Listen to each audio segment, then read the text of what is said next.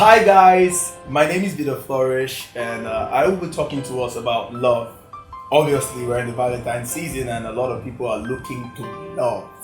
A lot of people are searching for true love. A lot of people are trying to get, you know, what's the illusion or the picture of love that they have in their minds. Um, we're meant to believe when we're younger that love is blind. I believed that for a very long time, honestly, but recently I discovered that love is not blind, love actually looks, love actually sees, but love is colorblind. And I'll explain that as we go on. Okay, so that song, Love is Blind, and it will take over your mind. Most of you know that song. That's just like the reality of what most of us are facing today because our own love is blind and it's taking over our minds, so we don't even think, we don't use our heads when we're in love, we just jump into it. You see the signs coming, but you pretend that you're blind and you go in all in and you get hurt and bruised at the end of the day, and it affects all the things that you do or affects how you see other people and affects your perception of love. So love is colorblind, alright? So Valentine is coming. Where is your boyfriend? You are sitting at home. Although there's a reason most of us are going to be sitting at home on Valentine's Day, holding our pillows, watching romantic movies, and crying into our pillows, wishing that it had turned out better. Because even in this season, a lot of people are going to break up with their girlfriend, a lot of girls are going to break up with their boyfriend for several reasons, and before Valentine's Day, or even actually on Valentine's Day, some people will lose it. Some people will go crazy, some people will be happy, so it all depends on where you want to be. So I just want to advise you, love is colorblind, alright? So there's a difference between looking at something and actually seeing something for what it is. Yeah, you can be looking at a car, looking at the whole body of the car, but part time, there's something that you're actually seeing. For you, it might be the windshield you're seeing, for you, it's the interior, the steering. Another person will be looking at that same car and be seeing the tires. So it depends on what you see. The statement of the more you look, the less you see is actually true. Because when you're looking and you don't make an effort to see, you don't get to see anything. You're only just looking. So in terms of love, let me just explain it like this. You can be looking at somebody you think you're in love with, or somebody you're in love with, but you're not seeing them for who they truly are, because looking is more of the outward. You're looking at a guy, he's tall, dark, and handsome, he's light-skinned, he has money, he drives a very good car, he's popular, he's famous, he's very, very hilarious. Those are the things that you're looking at. But if you look more and see less, you might never get to see the person for who they are truly. Behind all that glamour and glitz and all that money and all that shape and all that beauty lies a true identity of somebody. So if you don't make an effort to see, you may never, never, never, never get to know how true and how real that person is. So looking in love can be very elusive, very deceptive, because it's all on the outward. So beauty looks like real love, looks beyond all that and actually sees the person for who they are. So in terms of seeing, you can just try to look beyond all the things that get you freaked, like the freakies, that trigger your mind and gets you pumped. And check out, if all the chips are down, there's no money, she has accident, one thing happens, her beauty is gone, there's acid on her body, would you still love her when the chips are down? For the girls, would you still love him when he loses his car, when his business goes bad, when all the sparks and all the stuff that you fell for are gone? Would you still be in love? So you see, the more you look, the less you see. So I'll advise us that we should see more than looking. Now, coming to love is colorblind. Love is not actually blind, because you cannot tell me that you don't see some signs in that person before of him being violent, or of her being very possessive, or her being a control freak and stuff, or him being a control freak. You won't tell me that you didn't see those signs. No matter how hard people try to hide their character, it must show. Okay, so don't tell me you didn't see all those things before you got into a relationship. And a lot of people tell me, he was treating me right before, but now he's not treating me right again. You don't used to behave like this before. That's a blunt out lie. Serious lie, okay? So love is colorblind. And when you're talking about love is colorblind, it's like this. A lot of people, it's a popular opinion of lots of people all over the world that the color that signifies love is red, right? Heart red. Yeah, but at the same time, that same heart red can also turn to blood red. It depends on how you guys handle yourself. Heart red, yeah, you're so emotional, you're so drawn to him, so attractive, become so freaky and lovey-dovey and all that stuff, you know. But at the end of the day, if you do not handle that thing properly, that emotion, that rush properly, it may lead to heartbreak, it may lead to depression, it may lead to rejection, it may lead to lots of things that you never imagined would happen to you. So love is red, yeah.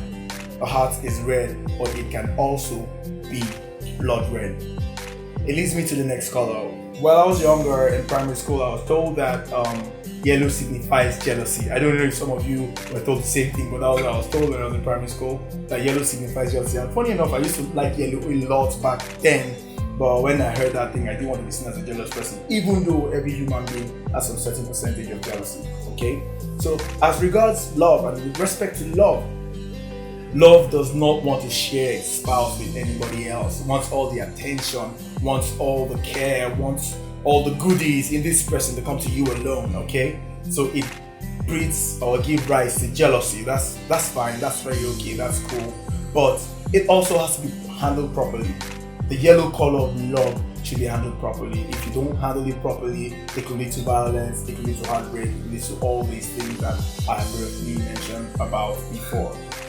So it leads me to the next color of love, which I think some people also believe it's also a popular opinion that love, a blue color signifies love. Color blue is love, yeah.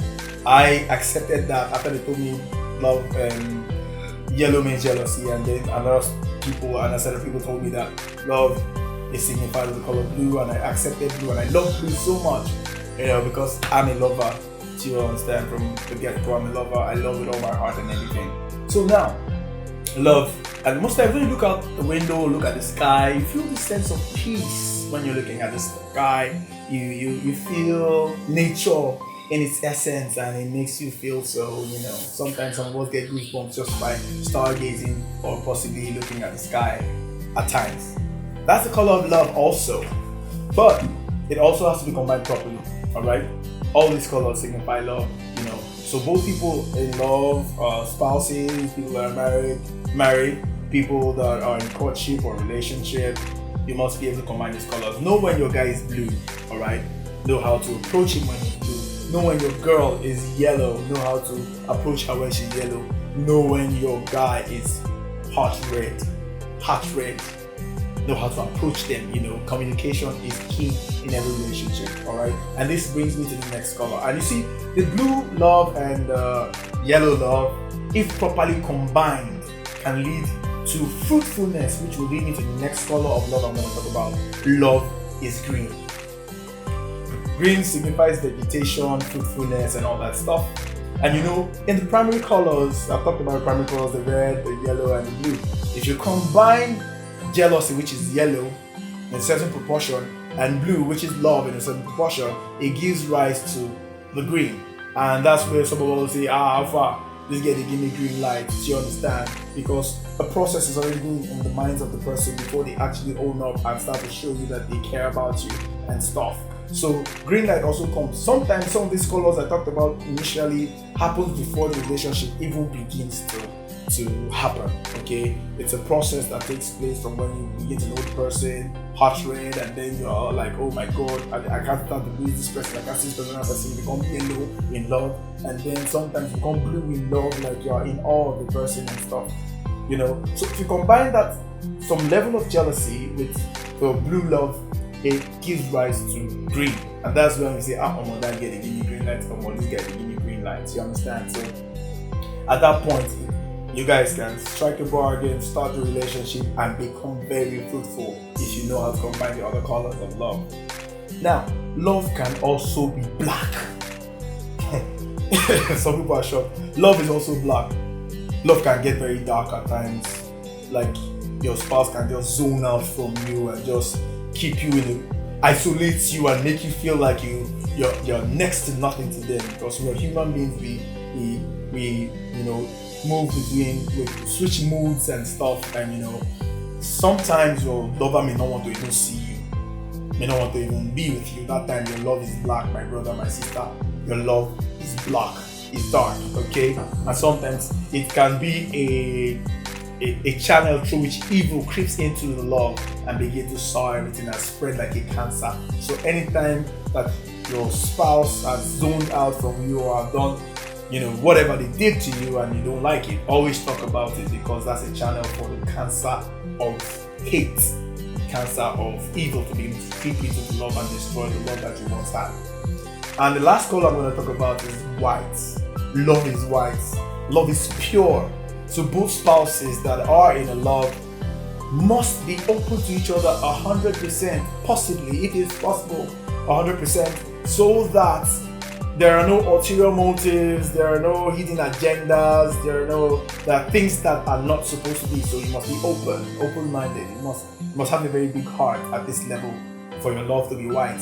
And I believe there should be more of white in all the love that we're experiencing than the red and the other colors. So this one helps us to to correct things, to forgive. In this stage of love, there's forgiveness, there's correction, there's reconnection, there's healing at this point. So these are the colors of love. I hope that this has been very helpful for you. I hope that you understood all the things I've said. I know it's just something I thought about and I thought I should share with you guys. Please just know that love is not blind, number one.